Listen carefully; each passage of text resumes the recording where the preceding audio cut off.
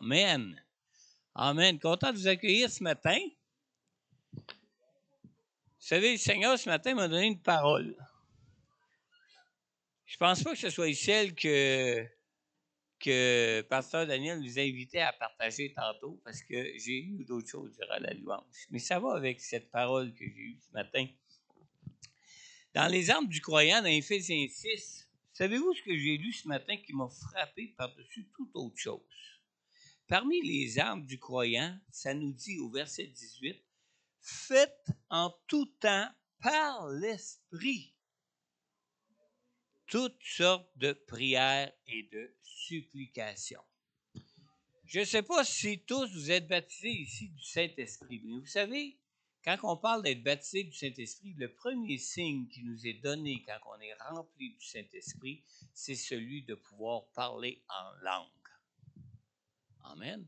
Et quand ça parle de parler par l'Esprit dans le Nouveau Testament, ça nous parle vraiment de parler par le Saint-Esprit, de parler en langue.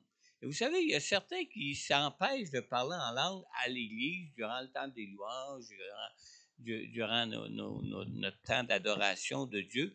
Mais vous savez que dans 1 Corinthiens, chapitre 14, la parole de Dieu ne nous dit pas de se taire dans l'Église. Elle nous dit que si on parle en langue, puis s'il n'y a pas d'interprète, qu'il faut simplement parler en soi-même. Alors, on peut prier en langue en soi-même, en autant qu'on n'amène pas une prière en langue comme si c'était quelque chose qui était adressé à toute l'Assemblée qui demande une interprétation. Amen. Et vous savez, dans Romains 8, la parole de Dieu nous dit que l'Esprit lui-même aide à notre esprit en priant par le Saint-Esprit. En priant par le Saint-Esprit, l'Esprit lui-même nous aide dans nos faiblesses parce qu'on ne sait même pas ce qui nous convient de demander à Dieu. Amen. Alors, je vous encourage à prier en langue, même à l'Église, mais si vous ne sentez pas que c'est une prière en langue qui est donnée, qui doit être interprétée comme un don spirituel, priez simplement en vous-même, comme vous pouvez prier dans votre propre langue, comme quand on adore le Seigneur et qu'on loue le Seigneur ensemble. Amen. Amen. Mais je pense que j'ai reçu une parole du Seigneur ce matin. Justement, vous savez, le pasteur Daniel a commencé avec le psaume 1 qui dit « Heureux l'homme », mais qui prend son plaisir dans la loi de l'Éternel. C'est pas ça que je voulais dire. Ce que je voulais dire concernant la parole que j'ai reçue, ça va venir après. Ce que je voulais dire concernant la parole que j'ai reçue ce matin, c'est que ce qui est venu fort dans mon cœur, c'est la parole de Dieu qui dit que ce n'est pas un esprit de timidité que Dieu nous a donné, mais un esprit de force, d'amour et de sagesse. Amen. Ayez pas peur de prier en langue. Ayez pas peur de vous abandonner à Dieu pour être rempli par le Saint-Esprit. Vous savez qui nous remplit du Saint-Esprit? Celui qui est venu pour régner sur nos cœurs, le Seigneur Jésus. Abandonnons-nous à lui et laissons-le travailler en nous par son Saint-Esprit. Amen. Amen. Maintenant, je voulais vous parler aussi ce matin de nos rencontres qui ont débuté la semaine passée sur la nouvelle série d'études sur rallumer le feu de la parole dans nos cœurs. Je pense qu'il y en a, ont été nombreux ici la semaine passée, ont été nombreux aussi à l'Apocatière pour cette première série d'études sur rallumer le feu de la parole dans nos cœurs. Je pense que certains de ceux qui étaient là sont demeurés un petit peu sur leur faim. J'avais l'impression qu'ils auraient aimé en avoir plus. Mais vous savez, c'est une série. Hein? On commence la série, puis on n'aura pas juste pour un mois. Inquiétez-vous pas pour ça. Mais ce que Daniel disait ce matin, puis il a commencé avec ça ce matin, il disait heureux l'homme qui prend son plaisir dans la loi de l'Éternel. Vous savez que la loi de l'Éternel est souvent mal reçue, est souvent mal comprise. Et on va parler justement de ça cette semaine, où ce que on peut vraiment rallumer le feu de la parole dans nos cœurs quand on aime Dieu, le Dieu très saint, le Dieu très juste, le Dieu qui lui-même a donné cette loi qu'on trouve dans la parole qui abat tellement de gens, alors que ça devrait être tout le contraire. Alors, je vous invite à être là mardi, ici, pour notre rencontre de maison qu'on fait à l'église. Hein? On se rassemble tout en rond, on partage ensemble, puis on partage de ce que la parole de Dieu nous dit et nous enseigne. Amen.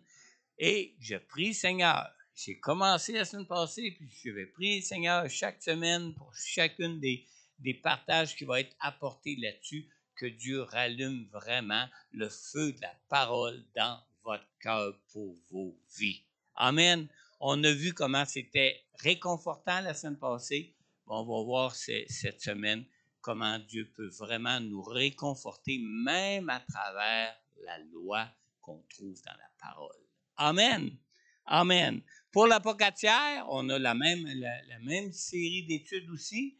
Et eux vont avoir le privilège de l'avoir avant Montmagny parce que c'est demain soir à l'apocatière. S'il y en a qui ne connaissent pas l'adresse de Nadège, on l'a fait dans une maison là-bas. On n'a pas de local à nous encore à l'apocatière.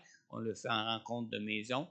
Appelez-moi, je vais vous donner l'adresse de la résidence de Nadège pour cette rencontre demain soir. En passant, Nadège a poursuivi le loyer de Myriam. Même Myriam est revenue. Elle est revenue en séjour ici au Québec. Elle devait revenir. Myriam est revenue. Myriam est là aussi avec Nadège. Ils sont un peu comme des colocs pour l'instant.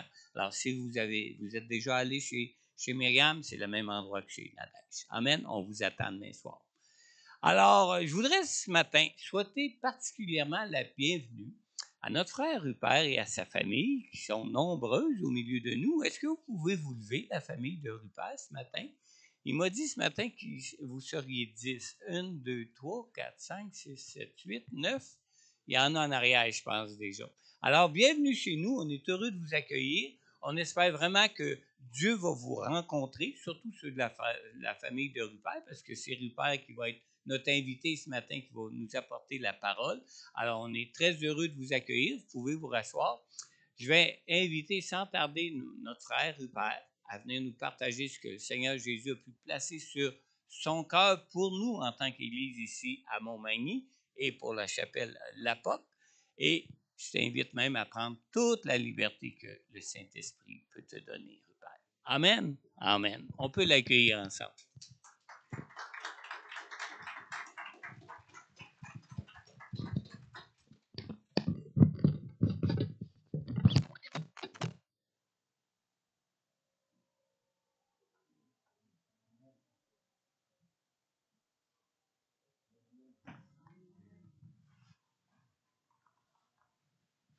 Acclamons pour le Seigneur.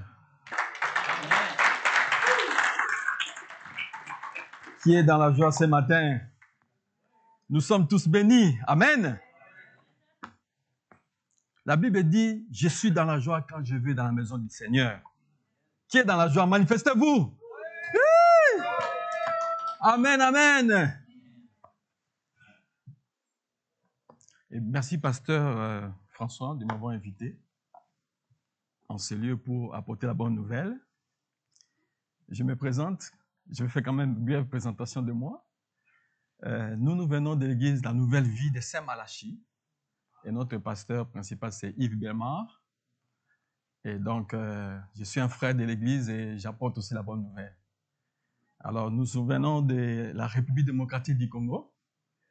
J'ai une grande famille. Et donc, au Congo, j'étais pharmacien.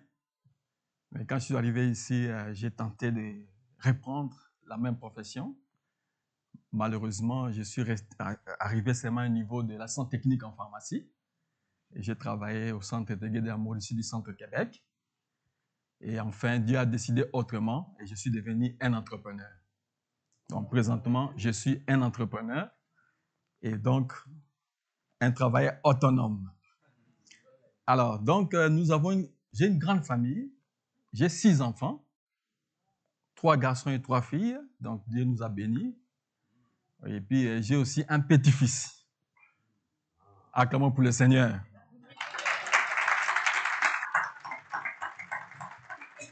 La Bible dit, les fruits de vos entrailles sont une bénédiction. Nos enfants sont une bénédiction pour nous. Et le Seigneur nous a bénis avec cette grande famille. Et donc, dans cette famille, donc, j'ai l'aîné, Stanislas, qui est là, avec sa conjointe. Le deuxième, c'est Josias, qui est derrière. Troisième, Ardive. Quatrième, Everdy.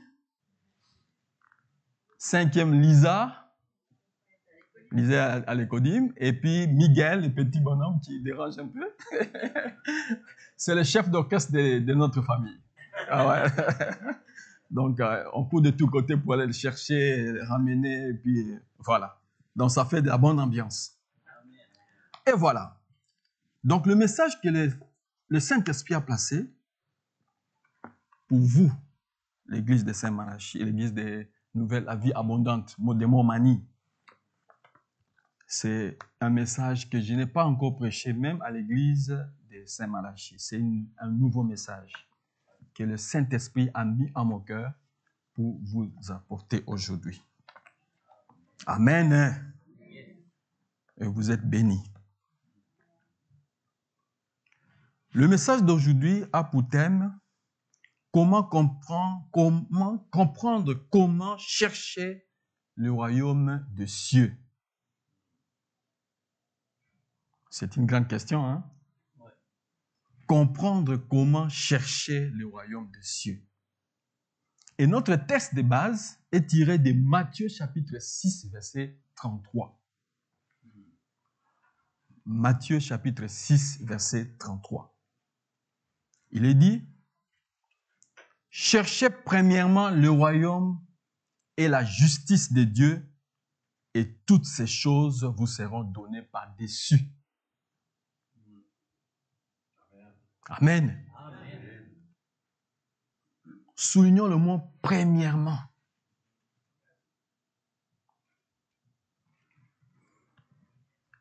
Premièrement, c'est un adverbe qui nous amène à une notion que nous allons développer aujourd'hui, la notion de priorité.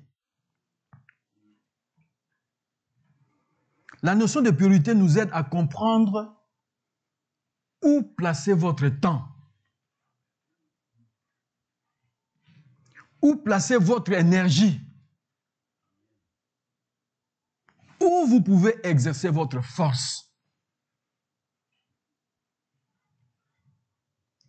Priorité signifie ce qui vient avant toute chose. Amen. Amen. Cela veut dire quoi, frères et sœurs dans le Seigneur? C'est lorsque vous avez quelque chose dans la tête, vous savez, c'est à quoi tu attends. Le résultat que tu attends lorsque tu entreprends, c'est quelque chose.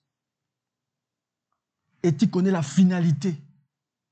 C'est à ça que tu consacres toute ton énergie pour pouvoir atteindre cet objectif. C'est ce qui constitue donc la priorité, la notion de priorité. C'est ce qui vient avant toute chose.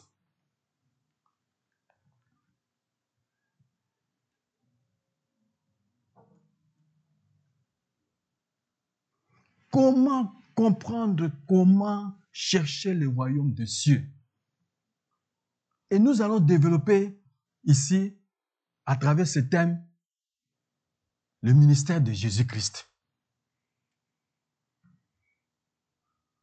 Quand Christ a commencé son ministère, il a commencé par quoi? Nous allons le retrouver dans Matthieu chapitre 4, verset 17. Par où Christ a commencé son ministère? Matthieu chapitre 4, verset 17. Je vous demanderai de lire à la maison tout le chapitre 4. Et nous allons nous attarder dans Matthieu chapitre 4, verset 17. Je fais un peu le topo de ce chapitre. Lorsque Jésus-Christ a appris que Jean-Baptiste a été arrêté, Christ se retira en Galilée. Il quitta Nazareth pour aller s'installer à Capernaum. Et c'est là que son ministère a commencé. Et nous allons lire cela dans Matthieu chapitre 4, verset 17. Dès ce moment, Jésus commença à prêcher et à dire, « Repentez-vous, car le royaume des cieux est proche. » Christ a commencé son ministère par présenter le royaume des cieux. Il dit, « Repentez-vous, peuple de Dieu, car le royaume des cieux est proche. » Donc Christ avait comme mission de venir nous parler du royaume des cieux.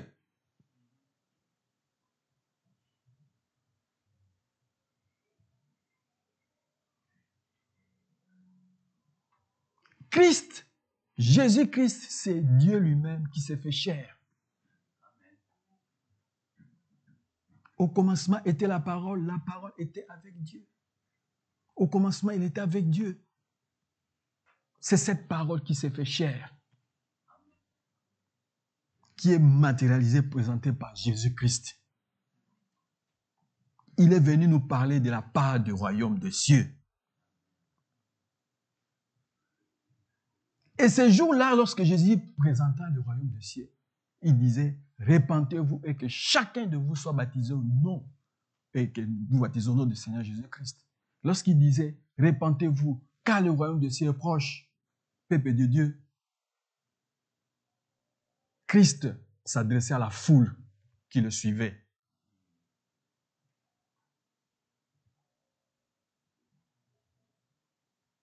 Christ parlait en parabole lorsqu'il présentait le royaume des cieux. Et nous le lisons dans Matthieu chapitre 13, versets 1 à 9.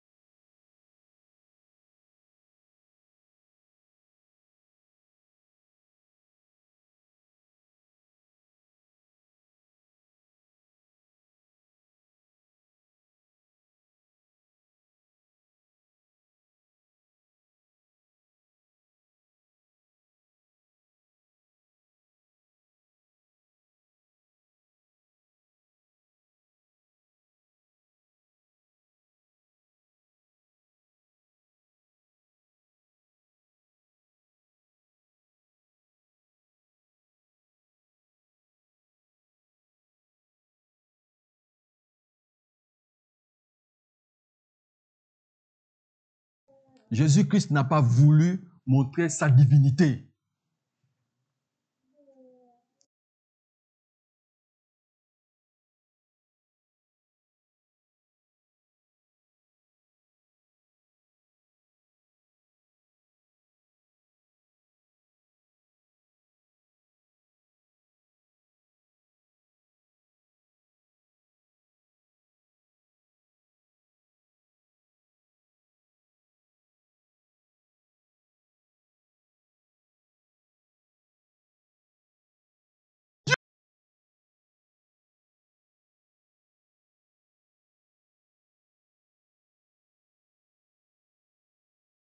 Ils se sont réveillés pour regarder dans cette montagne de transfiguration quand il disait on va construire une maison pour Moïse, pour Élie ici. Peuple de Dieu, ils ont entendu. C'est mon fils en qui j'ai mis toute mon affection. Vous devez l'écouter. Amen.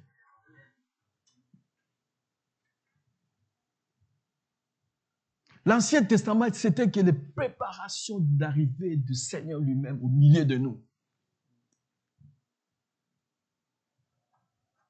Et c'est Christ qui nous apporte cette bonne nouvelle.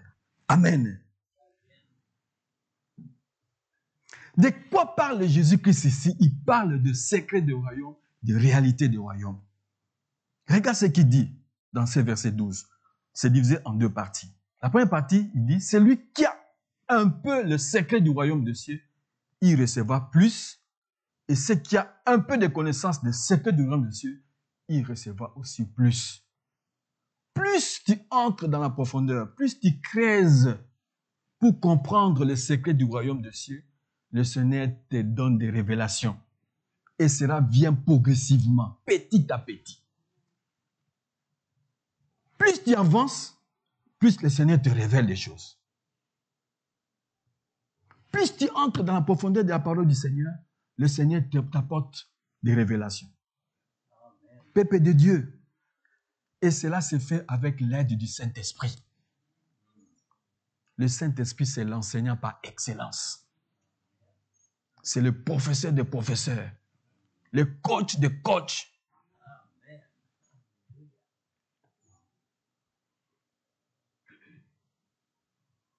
C'est lui qui nous parle et qui nous explique qui est Jésus-Christ. Il nous explique qui est Dieu. Il nous apporte la bonne nouvelle.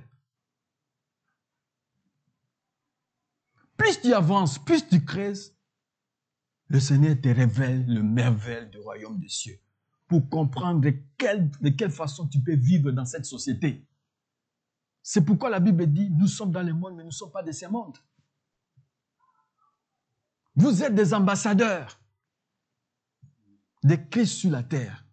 Nous sommes des représentants du royaume. Et c'est ça, la mission de Jésus-Christ, c'est pour préparer ses successeurs. Amen. Amen. La Bible dit, un peu de levain. Un peu de levain fait lever la pâte. Un peu de levain. Plus tu avances, plus le Seigneur te révèle le mystère du royaume des cieux. Plus tu entres dans la profondeur de la parole de Dieu, Dieu te révèle les choses. Le secret caché qu'il a caché au monde.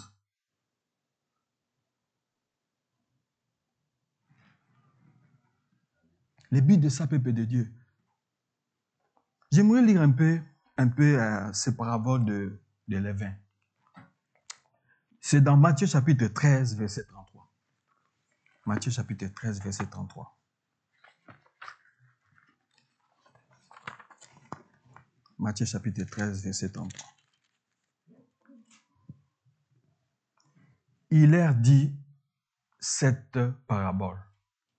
Le royaume des cieux est semblable à du levain qu'une femme a pris et mis dans 3 mesures de farine jusqu'à ce que la pâte soit toute levée. Plus on entre dans la profondeur, dans la méditation de la parole du Seigneur, lorsque tu fais la lecture permanente, tu restes scotché dans la parole du Seigneur, c'est à ce moment-là que le secret du royaume des cieux s'ouvre à toi. Tant que tu ne le fais pas, peuple de Dieu, tu n'y arriveras pas.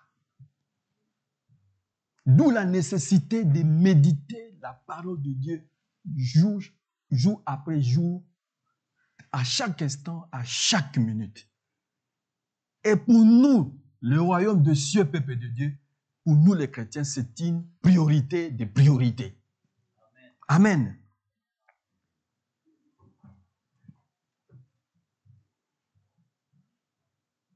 Un peu de levain fait lever la pâte. Autrement dit, il y a tant de choses à prendre sur le royaume des cieux et cela peut vous prendre toute votre vie. Et c'est ça même la raison de notre existence.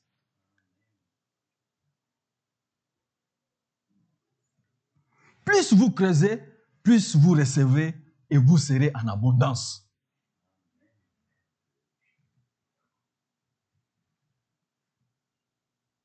Plus vous continuez à apprendre sur le royaume des cieux, plus Dieu vous les révélera. Amen.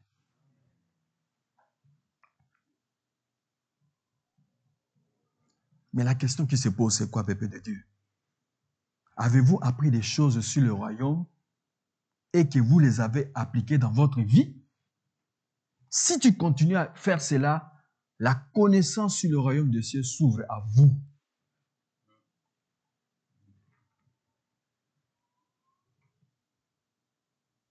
Souvenez-vous de ce passage de Matthieu chapitre 13, versets 31 à 32.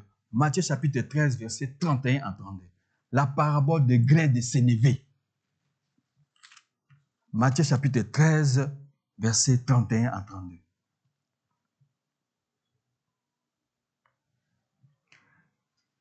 Il leur proposa une autre parabole et il dit, le royaume des cieux est semblable à un grain de sénévé qu'un homme a pris et sémé dans son champ.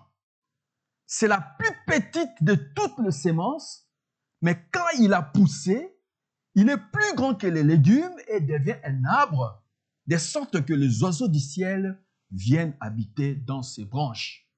Amen. Amen. Peuple de Dieu, c'est une autre dimension. C'est ça la croissance spirituelle. La parole de Dieu est une sémence.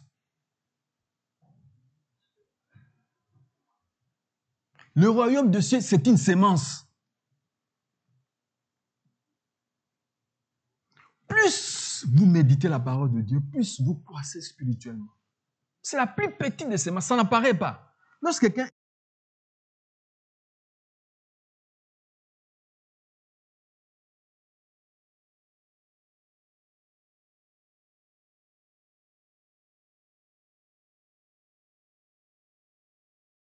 commence à croître, la chose qui était la plus petite des semences, il devient une légume, il devient un arbre, et cet arbre-là, les oiseaux du ciel vont venir se reposer jusqu'à ce que tu atteignes la statue parfaite du Christ. Amen.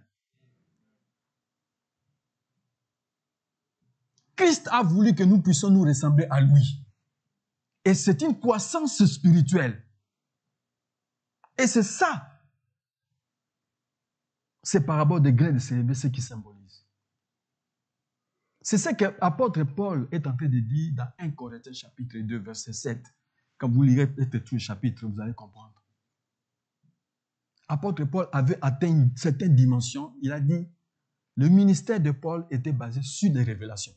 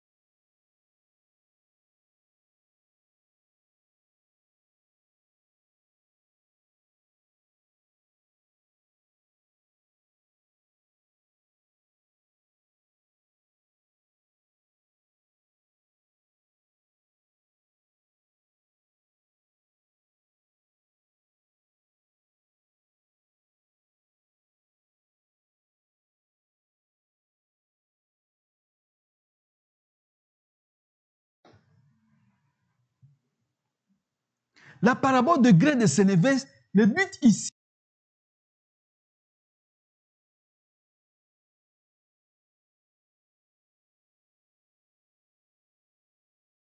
peuple de Dieu, j'aime pas utiliser le mot dimension, mais c'est une autre dimension, excusez-moi, pour mieux expliquer.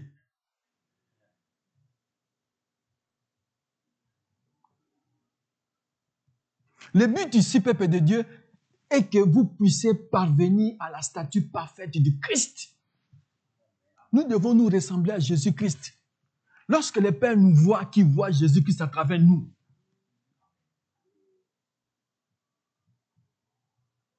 Celui qui n'a pas l'esprit de Christ, Christ ne lui appartient pas. Lorsque tu reçois Jésus comme Seigneur et Sauveur, tu reçois Christ dans ta vie. C'est l'esprit de Christ qui vient habiter en toi. Le Père envoie l'esprit de Christ dans ta vie. C'est ça qui crie Abba Père. Il faut atteindre cette dimension lorsque tu cries Abba Père. Ce n'est plus toi qui pries, c'est Christ qui prie à travers toi. Comment pour le Seigneur?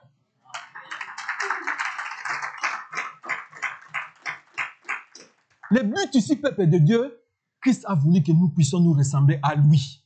Lui qui? La parole. Pour y parvenir, il faut absolument méditer la parole du Seigneur.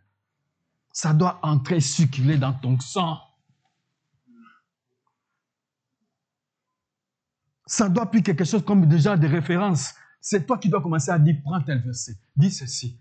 Tu veux quoi? Tu vas avoir la réponse à ta question, va lire tel verset biblique. Ça doit circuler dans ton sang. Je connais des gens qui sont forts pour dévorer les romans, pour lire. Ils peuvent finir même un roman en un jour. Peuple de Dieu, arrêtez avec ça. Voici ce qu'il faut. Acclamons pour le Seigneur.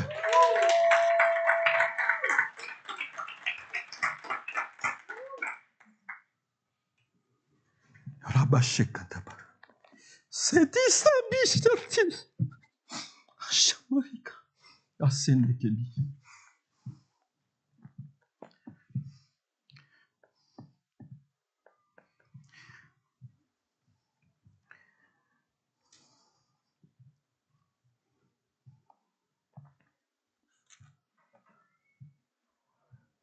Regardons la suite du verset 12.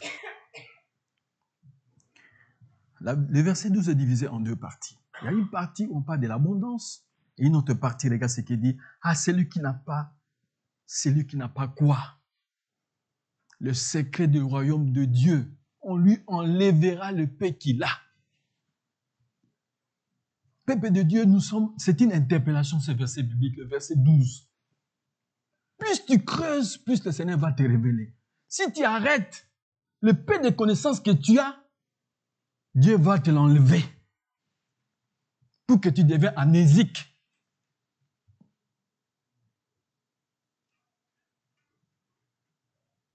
Ne perdons pas notre temps, peuple de Dieu. C'est ça la nourriture spirituelle que Dieu nous a donnée.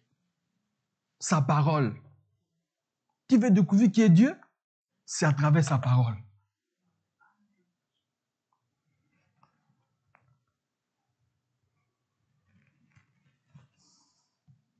Donc, si vous ne cherchez pas à savoir, Dieu ne vous montrera rien. Plus tu creuses, plus tu as envie, c'est à ce moment que l'abondance vient. La Bible dit dans Luc chapitre 11, verset 10, « Celui qui me cherche me trouve. »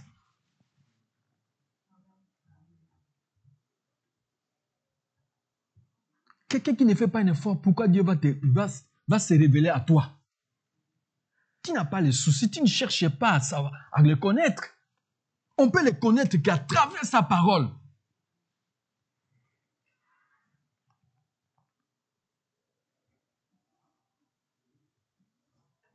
Lisons un peu Luc chapitre 11, verset 10. Luc chapitre 11, verset 10.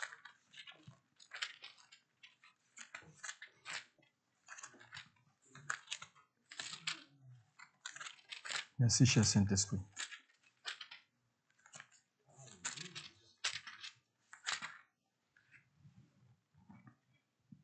Luc chapitre 11, verset 10. Car quiconque demande reçoit. Celui qui cherche trouve. Et l'on ouvre à celui qui frappe. La parole de Dieu est très claire. Ce n'est pas par des baguettes magiques. Ça prend un effort individuel. Tel que nous sommes là, nous devons absolument maîtriser la Bible. Je suis désolé de le dire, peuple de Dieu. C'est à quoi que le Seigneur nous dit. Ça fait partie de l'épée de l'esprit. C'est la parole du Seigneur. Pour te défendre contre le ruse du diable. Comment peux-tu te défendre contre le ruse du diable si tu ne connais pas la parole du Seigneur? Même Jésus s'est défendu par la parole. Il est écrit. Acclamons pour Jésus.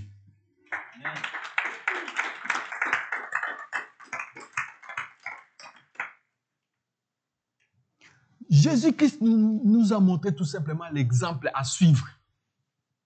Quelle était son attitude à chaque fois quand il était confronté, quand il est devant le diable? Il utilisait la parole.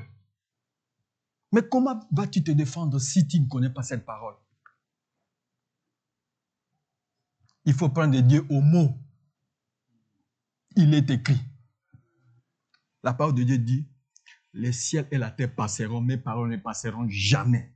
Lorsque la parole de Dieu est libérée, elle ne peut jamais retourner sans pour autant qu'elle puisse répondre. C'est à quoi elle a été libérée. Il n'est pas un homme pour mentir. Tout homme est menteur, sauf Dieu. Tout ce que Dieu dit est vrai. Acclamons pour le Seigneur.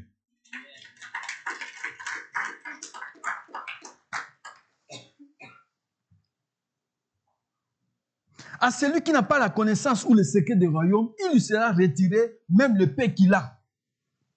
S'il ne reçoit pas même le paix qu'il pense connaître, lui sera retiré ou enlevé. Nous devons maintenir cette flamme. C'est pourquoi Jean-Baptiste a paraphrasé en disant, celui qui vient après moi est plus grand que moi, lui va vous baptiser du Saint-Esprit de feu. Amen.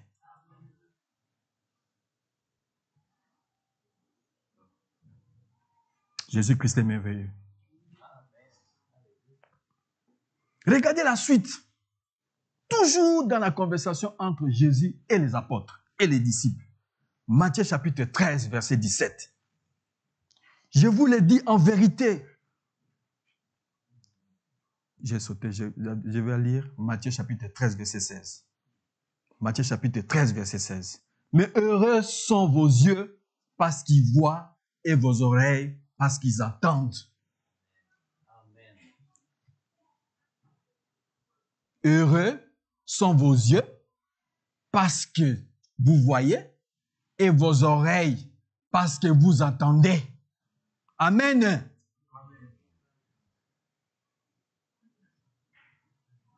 Parce que vous attendez quoi, peuple de Dieu? Le secret du royaume des cieux.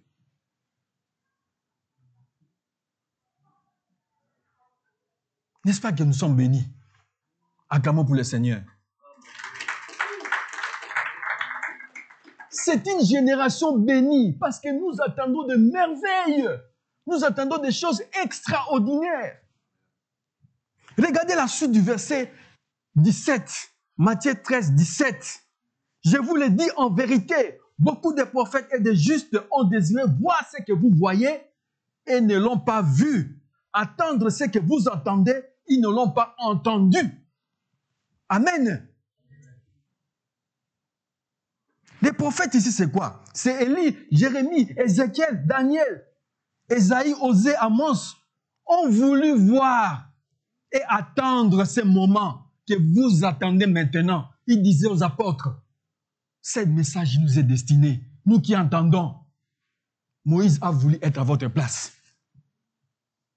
N'est-ce pas que vous êtes bénis?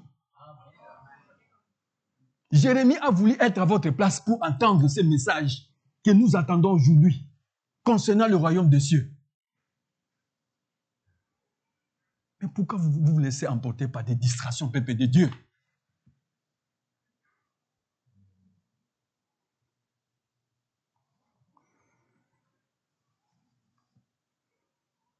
Les justes comme Abraham ont désiré voir ces moments, les moments dont on est en train de parler ici, et que nous sommes en train de partager aujourd'hui avec vous. Ce message aujourd'hui, Abraham a voulu être là aussi pour attendre, voir à quoi ça ressemble Dieu. Jésus-Christ, c'est l'image de Dieu invisible. Ils ont voulu voir. Ils vont voulu attendre les mêmes paroles de la bouche de Dieu lui-même en personne.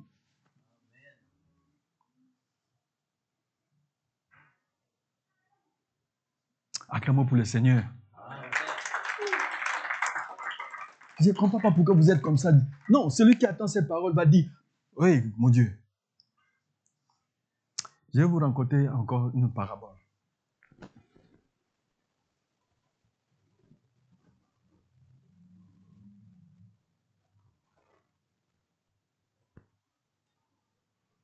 Le royaume des cieux est semblable à quelqu'un qui découvre un trésor dans un champ.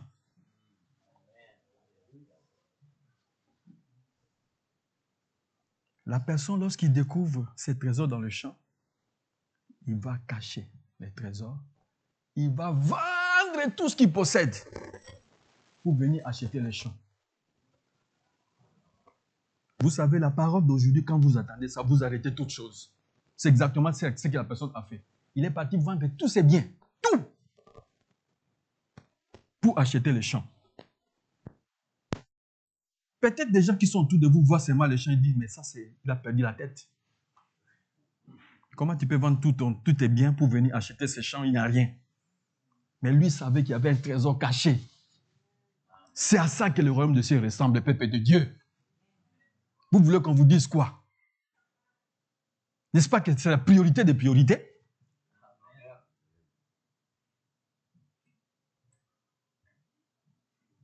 La notion de priorité, c'est ce qui vient avant toute chose. Il va vendre tout ce qu'il possède pour venir acheter les champs parce qu'il sait qu'il y a un trésor caché dedans.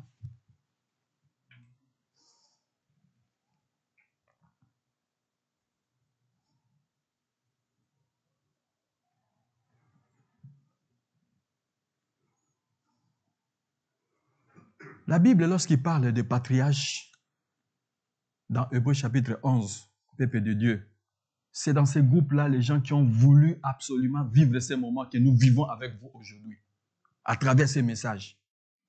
Ils ont voulu être à votre place. Et vous savez, les patriarches,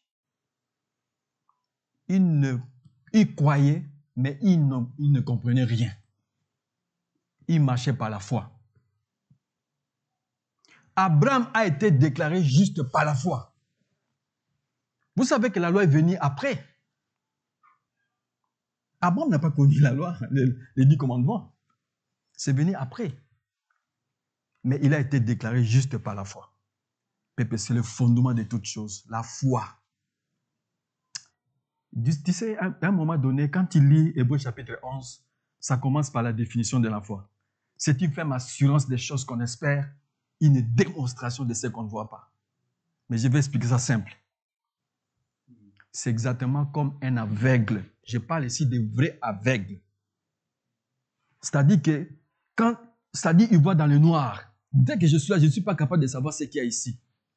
Et j'ai besoin d'un guide à côté de moi qui va me dire, avance de 2 pas en avant et d'1 pas en arrière. C'est ça la foi. Donc, moi, je me réfère, non parce que je ne vois rien, c'est pas par rapport à ce que l'autre est en train de dire. Et ce que l'autre là, c'est la parole du Seigneur. C'est à cela qu'il faut marcher, comme un aveugle. Ainsi dit l'Éternel. On n'a pas besoin de philosopher. On pense que non. Ainsi dit l'Éternel. Amen. C'est ça la foi.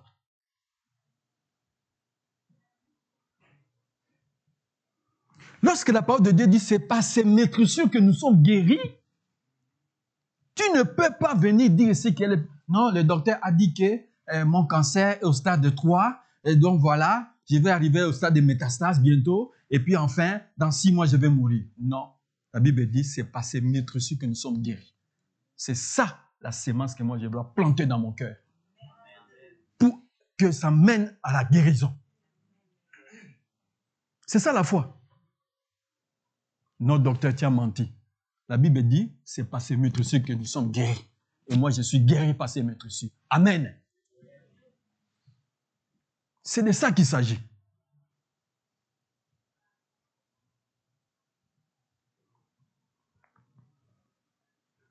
Peuple de Dieu, beaucoup de prophètes et de justes ont désiré voir ce que vous voyez maintenant, attendre ce que vous attendez maintenant. Ce message a été donné pour notre génération. Acclamons pour le Seigneur.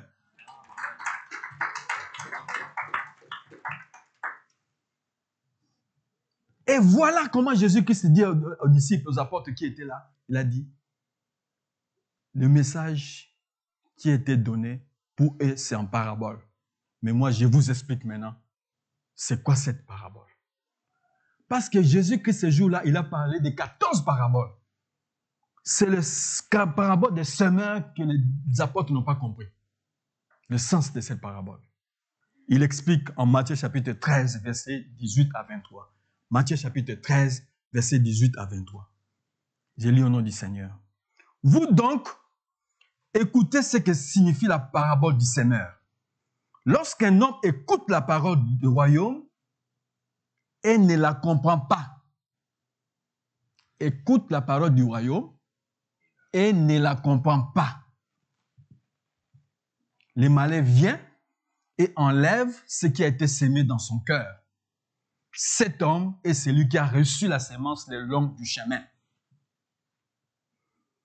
Celui qui a reçu la sémence dans les endroits pierreux, c'est celui qui attend la parole et la reçoit aussitôt avec joie. Mais il n'a pas de racines en lui-même. Il manque de persistance et dès que survient une tribulation ou une persécution à cause de la parole, il trouve une occasion de chute. Celui qui a reçu la sémence parmi les épines, c'est celui qui attend la parole, mais en qui les soucis du siècle, la séduction des richesses, étouffe cette parole et la rend infructueuse. Peuple de Dieu, regarde comment nous sommes confrontés, nous autres. Les épines, on reçoit la parole du Seigneur, mais les soucis de tous les jours viennent engloutir, étouffer cette parole pour que ça ne puisse pas porter de fruits. Les dettes à payer, les factures à payer, l'hypothèque, des maladies, viennent étouffer la parole du Seigneur. Ce sont les gens qui ont reçu la parole parmi les épines. N'est-ce pas que c'est ce qui nous arrive à tous les jours? Tes business ne marchent pas. Tu écoutes la parole, de l'autre côté, il y a un échec. Ah, tu es à découvert. Peuple de Dieu, c'est ce qui nous perturbe. Tant qu'on est dans ce tableau-là, tu ne verras jamais la gloire de Dieu. Tu ne verras jamais la bénédiction de Dieu. Tu ne vas pas le vivre si tu es dans ce tableau-là. Regarde ce qui est recommandé. C'est la suite. Celui qui a reçu la sémence dans la bonne terre est celui qui attend la parole et la comprend.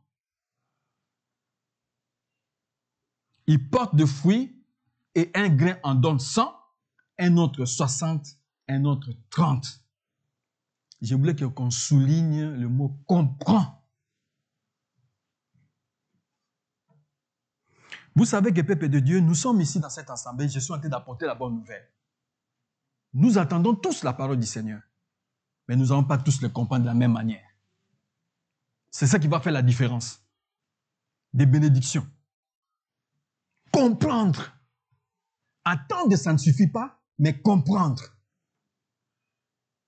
C'est en comprenant que la parole de Dieu peut porter des fruits. Ta parole, la parole vient toi. Tu marches selon la parole. C'est une autre dimension. Je ne sais pas si je peux expliquer ça comment. Tu deviens la parole. Vous savez, quand on dit la parole s'est fait chair, on ne comprend rien. dans ces contextes, c'est une révélation que je veux apporter. C'est parce que Dieu veut que vous aussi, vous puissiez devenir la parole. Une chair qui marche, mais c'est la parole qui marche. La parole que je vous ai dite est esprit et vie. Dieu est esprit. Il faut que ce qu'il adore, l'adore en esprit et en vérité. Ce n'est pas par la chair. C'est ce qu'Adam et Ève ont perdu lorsqu'ils ont mangé l'arbre des connaissances du bien et du mal. Ils sont retombés dans la chair. C'est comme ça qu'ils ont vu qu'ils étaient nus. Avant, ils ne savaient pas, parce qu'ils étaient des êtres spirituels. C'est la chair qui nous agace. C'est pourquoi Jésus l'a brisé sur la croix. Et là, c'était une sentence qui a été déclarée avant la fondation du monde. Et ça, c'est la promesse de Dieu. Je mettrai une inimitié entre toi et la femme. La femme qui t'a menti. La femme qui t'a poussé, qui mange l'arbre conscient du mal. Je mettrai une inimitié entre toi et la femme. Entre toi et la descendance de la femme. Celle-ci, tu le mordras au pied, au talon, et lui t'écrasera la tête. C'est ce que Jésus a fait. C'est comme ça, Jésus a dit, tout est accompli. C'est l'agneau immolé avant la fondation du monde. Avant que le Père, Dieu le Père puisse commencer quelque chose, il voit déjà la fin.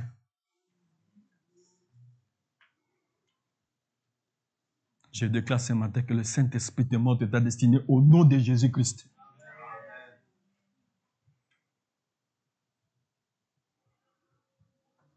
Peuple de Dieu.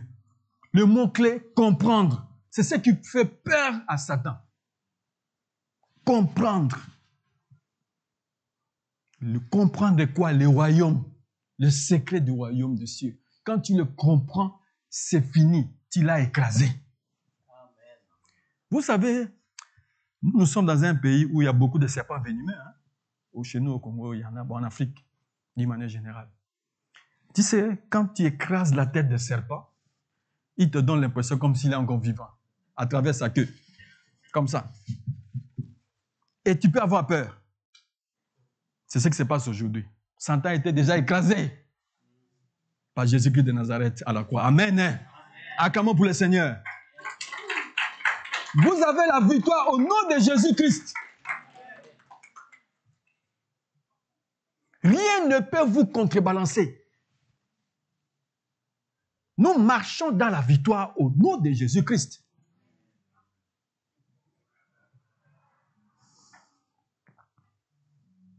Peuple de Dieu, lorsqu'on apporte la bonne nouvelle, c'est exactement l'assemblée qui est là. Nous ne recevons pas tout cela de la même manière. C'est pourquoi ça a été catégorisé. Au moins 25% des personnes attendent et comprennent. Ils vont le mettre en pratique. D'autres sont des observateurs, ils vont seulement regarder. Et c'est ça, le message qui est derrière la parabole du semeur. Le long du chemin, les endroits pierreux, parmi les épines et dans la bonne terre. 4 catégories, 4 types de cœurs. J'apporte le message.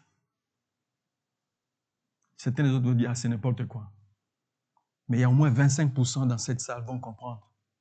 Entendre et comprendre. Et ça va porter des fruits. Et quand je reviendrai ici pour porter la bonne nouvelle, il y aura des actions de grâce. Les gens vont témoigner de la part du Seigneur. Que cela arrive dans ta vie au nom de Jésus. Tu vas passer ici pour apporter un témoignage. Parce que tu auras compris c'est quoi le secret du royaume. C'est une autre dimension, peuple de Dieu. Revenons maintenant dans le cœur du sujet. Matthieu chapitre 6, verset 33.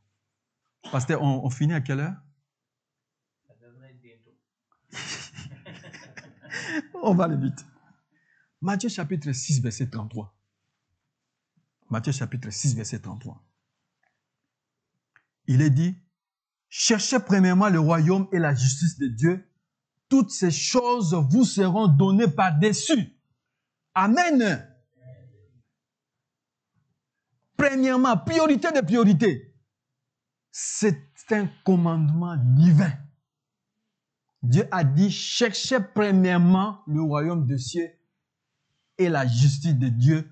Toutes ces autres choses vous seront données par-dessus. Toutes ces choses, c'est quoi? Parce que tu veux avoir une maison, cherche premièrement le royaume des cieux. Parce que tu veux rouler avec carrosse, tu veux avoir une voiture, cherche d'abord le royaume des cieux. Tu veux avoir un travail rémunéré, cherche premièrement le royaume des cieux. Toutes ces choses vous seront données par-dessus. Amen. Donc, si je consacre ma vie, si la parole de Dieu devient une priorité dans ma vie, c'est-à-dire que Dieu va me donner des bénéfices. Toutes ces autres choses vous seront données par-dessus. Les gens vous posent la question à chaque fois. Que faites-vous dans la vie? Vous vivez comment? Pourquoi tu as autant de chars? Pourquoi vous êtes tous beaux? Qu'est-ce qui se passe? Pourquoi vous êtes toujours en forme? C'est ça les bénéfices. C'est parce que nous avons mis en priorité le royaume des cieux, le secret. Nous sommes entrés dans la profondeur de la parole du Seigneur et parce que nous avons accompli sa volonté et Dieu nous donne ça en surplus. Amen. Ah, je vais attendre de ton amen. Acclamons pour le Seigneur.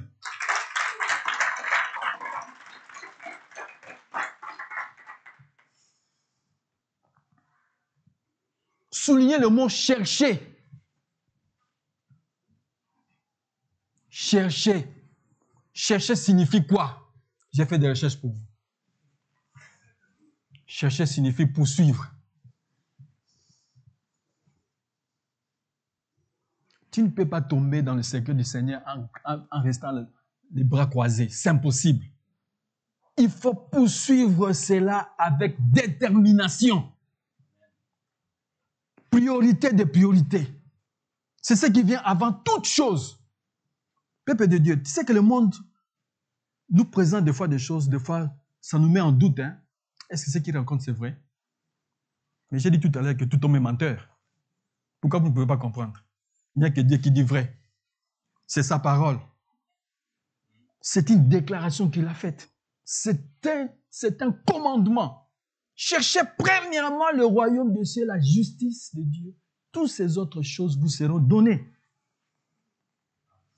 Chercher signifie étudier. Étudier quoi? La parole du Seigneur. Vous voulez découvrir le secret? Il faut lire cette parole. Ça doit circuler dans vos sangs.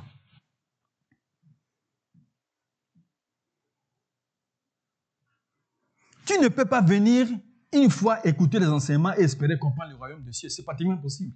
Ce n'est pas pendant ces moments où j'apporte la bonne nouvelle qui va te dire que tu as tout compris. Je vous donne les pistes. Mais ça prend un effort individuel. Vous devez étudier la parole de Dieu. Peuple de Dieu, tu sais que la parole de Dieu, c'est trop complexe quand tu ne demandes pas l'aide du Saint-Esprit. À chaque fois, avant de commencer à étudier la parole de Dieu, demande l'aide du Saint-Esprit. De peur que la nourriture devienne indigeste. C'est parce qu'on mange, nous sommes des brebis. Il faut voir le comportement des brebis. Ils vont d'abord brouter l'herbe rapidement, après ils s'assoient dans un coin, ils commencent à ruminer. C'est ça la méditation.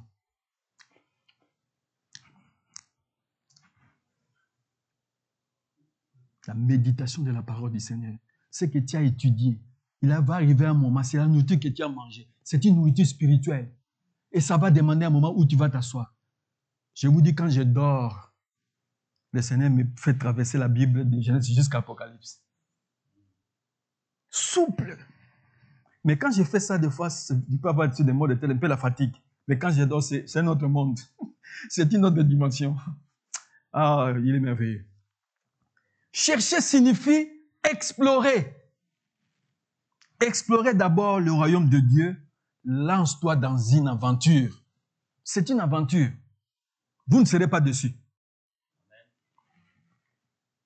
Explorer le royaume de Dieu signifie explorer ses lois, ses législations, sa culture, ses principes, ses règles, son économie. Tout se trouve ici. Nous sommes dans le monde, mais nous ne sommes pas de ce monde. Moi, je vis dans le royaume des cieux. C'est pourquoi Jésus a dit, répentez-vous, car le royaume des cieux est au milieu de vous. Lorsque nous apportons, c'est l'atmosphère. Je suis dans le monde, mais je ne suis pas de ce monde. Les choses vont venir, les biens matériels viennent comme ça. Parce que nous sommes sous la bénédiction, parce que nous vivons dans le royaume des cieux. Chercher signifie comprendre.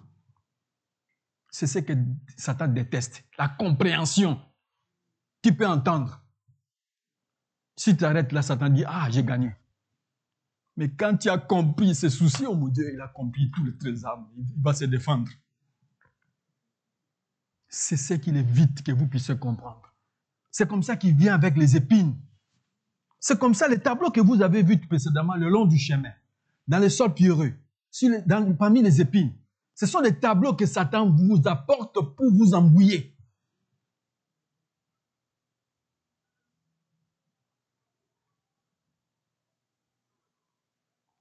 Et le diable aura peur de toi le jour où tu diras, j'ai compris. Quand tu lis, tu étudies et tu dis, ah, j'ai compris. C'est fini. Tu l'as eu. Il sera triste. Et c'est lorsque tu étudies la parole et que tu essaies de comprendre, Satan n'envoie pas de démons. Il vient lui-même pour vous empêcher de comprendre. Tu vas créer une situation là-bas. Ah, tu sais ce que tu fais, mais ton entreprise est en train d'être brûlée.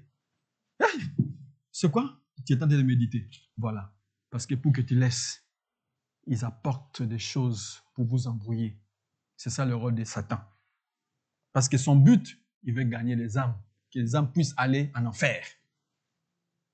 C'est ça son but. Chercher signifie apprendre. Tu dois apprendre le secret du royaume. Chercher signifie considérer. Considérer signifie méditer, consacrer. On ne peut pas comprendre le royaume de Dieu dans une seule lecture.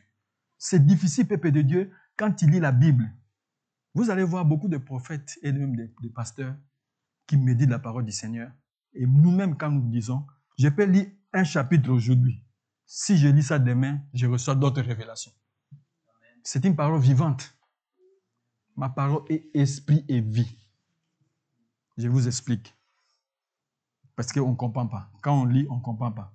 Quand on dit la parole de Dieu est esprit et vie, ça veut dire quoi? C'est comme moi, je suis un être humain. Aujourd'hui, je suis en forme, mais demain, je peux tousser. C'est plus la même personne. Ça dit, c'est toujours moi, mais demain, aujourd'hui, je suis en forme, demain, ça peut changer. Et la parole de Dieu vit comme ça. La même parole que tu lis aujourd'hui, le même verset, le pasteur peut témoigner. Tu auras d'autres révélations sur ça. La parole de Dieu a une autre dimension. C'est pourquoi nous devons toujours rester scotchés pour recevoir des révélations. Et c'est ça la clé du secret du royaume de Dieu. Être concentré, aller petit à petit. Plus tu avances, plus tu entres dans la profondeur, tu seras dans l'abondance. Le Seigneur t'apporte des révélations sur sa parole. Jusqu'à ce que tu atteignes la stature parfaite du Christ. C'est ça le but. Le salut est individuel. L'Église, c'est le corps du Christ. Mais le salut est individuel. Donc, ça veut dire que ça prend un effort personnel pour atteindre une certaine dimension. Vous n'allez pas seulement vous contenter parce que je viens à l'Église. On vous encourage de venir. Mais c'est aussi, nous encourageons, peuple de Dieu, de pouvoir lire la parole du Seigneur. De méditer, de mastiquer. Genèse, Apocalypse. Genèse, Apocalypse. Vraiment, le temps qui te reste, le séjour qui te reste encore sur cette terre, ne peux-tu pas le consacrer pour le Seigneur? Je vous le demande, peuple de Dieu. Lisez cette parole. De Genèse jusqu'à l'Apocalypse, vous vivez le merveille. Cherchez premièrement le royaume de Dieu et sa justice. Toutes ces autres choses vous seront données. Chercher signifie désirer savoir. Apprendre d'abord le royaume de Dieu. Explorer d'abord le royaume de Dieu, poursuivre le royaume de Dieu, tout ce dont tu as besoin vous sera accordé.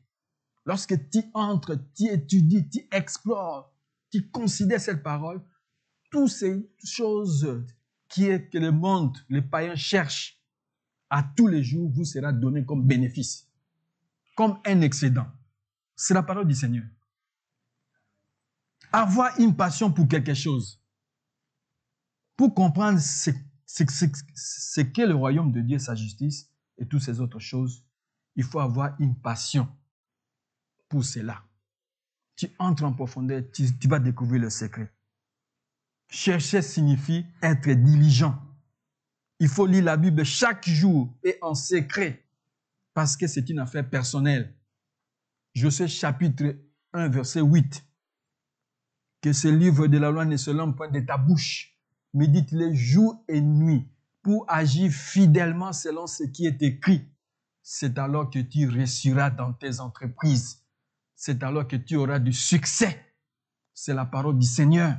Acclamons pour le Seigneur. Josué chapitre 1, verset 8. Chercher, c'est être totalement absorbé par quelque chose. Être absorbé par le royaume signifie se comporter comme les gens du royaume. Tout ce que tu fais dans ta vie doit refléter le comportement du royaume, la culture du royaume, les règles du royaume, l'économie du royaume. C'est notre monde, hein? Tu sais, Satan est malin.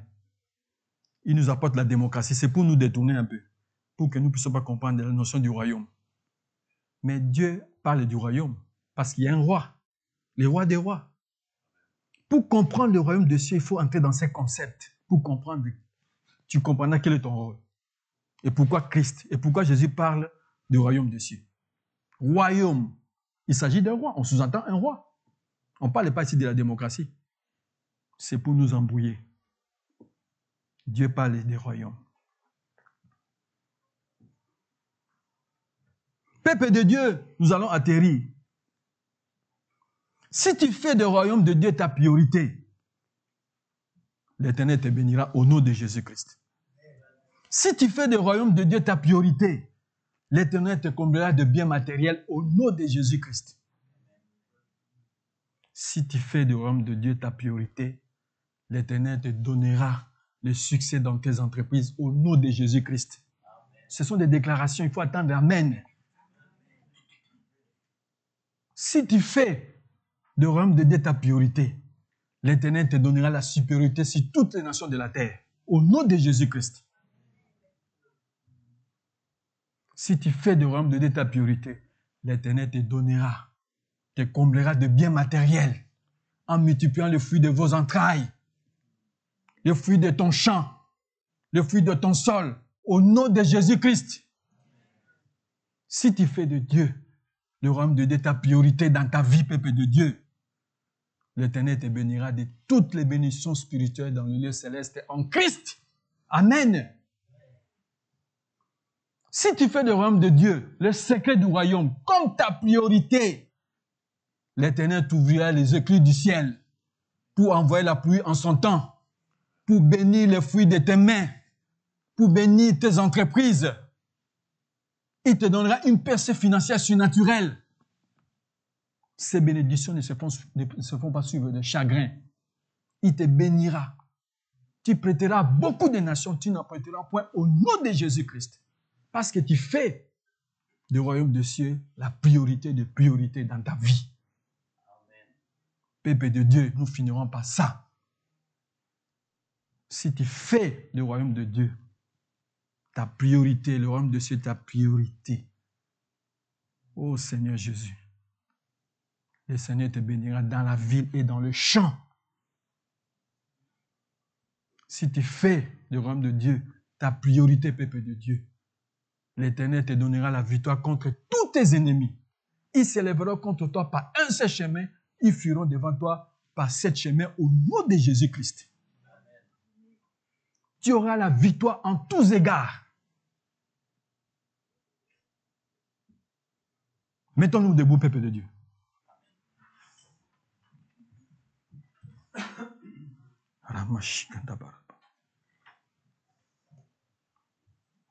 Tenons-nous la main dans la main. Tenons-nous la main dans la main.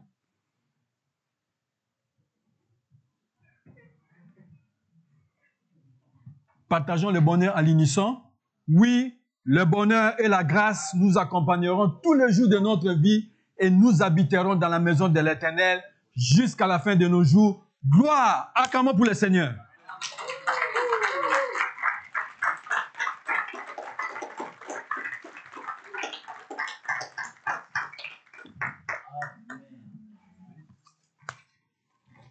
Amen. Amen, amen, amen. Amen. C'est bon? Merci, pasteur, frère Rupert. Que le Seigneur vous bénisse. Merci, pasteur. On voit combien Dieu est un esprit et combien on peut être du même esprit. Amen. Amen. Alléluia. On va terminer avec un chant de louange et d'adoration. Je vais inviter Jérémie et Daniel à nous conduire dans un dernier chant de louange et d'adoration. Et je ne veux pas vous laisser aller sans vous donner l'occasion ce matin de vous avancer au pied du trône de grâce de Dieu pour quoi que ce soit que vous pourriez demander à Dieu dans vos vies. Amen. Avancez-vous simplement, confiez-vous, confiez-lui vos fardeaux, confiez-lui vos faiblesses, confiez-lui vos attentes de lui, confiez-lui tout ce que vous pourriez espérer de Dieu. En lui, on a toute espérance. Amen. Prenez le temps de vous avancer.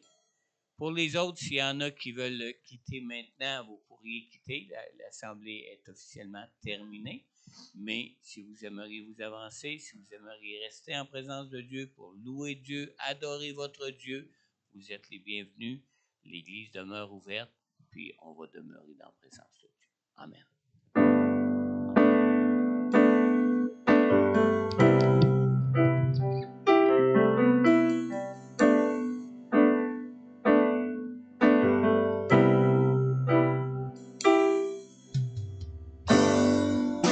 Je veux me rapprocher de toi, Jésus, je veux goûter à ta présence. Je veux me rapprocher de toi, Jésus, je veux goûter à ta présence. Je veux me rapprocher. Je veux me rapprocher de toi, Jésus, je veux goûter à ta présence. Je veux me rapprocher de toi, Jésus, je veux goûter à ta présence. Je mérite rien de toi, mais je veux me rapprocher. Je mérite rien de toi, mais je veux me rapprocher.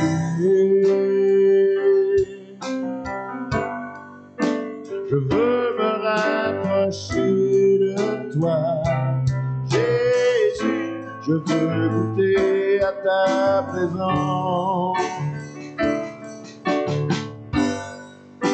Je veux me rapprocher de toi, Jésus, je veux goûter à ta présence.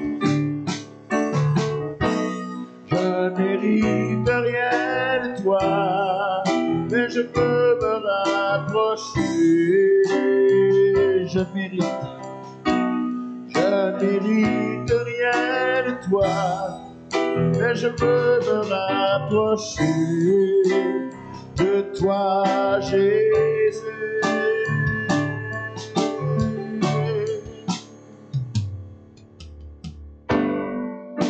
Je veux me rapprocher de toi, Jésus, je veux goûter à ta présence.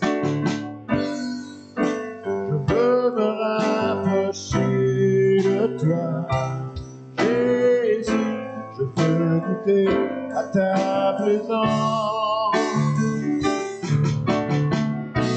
Je n'hérite rien de toi, mais je veux me rapprocher.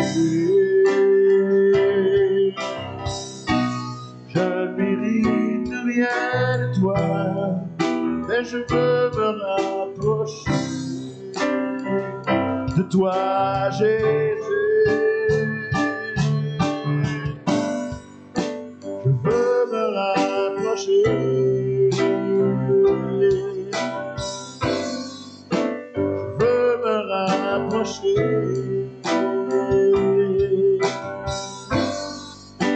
Je veux me rapprocher de toi, Jésus. Je veux goûter à ta présence. Je veux me rapprocher de toi, Jésus. Je veux goûter à ta présence. Oui, Seigneur. Seigneur, toi-même, tu viens vers nous, Seigneur. Toi-même, Seigneur Jésus, tu as quitté ce trône céleste pour prendre un corps de faiblesse comme le nôtre afin de venir nous révéler la grandeur de ta grâce, la grandeur de ton amour, la grandeur de ta personne, Seigneur, la grandeur, Seigneur Dieu, de ton royaume, Seigneur. Seigneur, tu es un grand Dieu.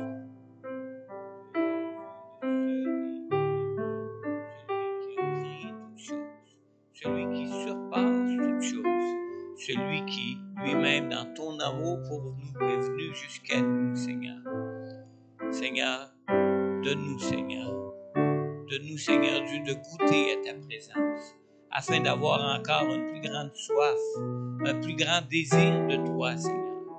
Donne-nous d'expérimenter, Seigneur Dieu, la puissance de ta parole qui nous libère, qui nous rend libres dans nos vies, qui nous donne de goûter à la vie et la vie en abondance telle que tu l'as voulu pour nous de toute éternité, Seigneur.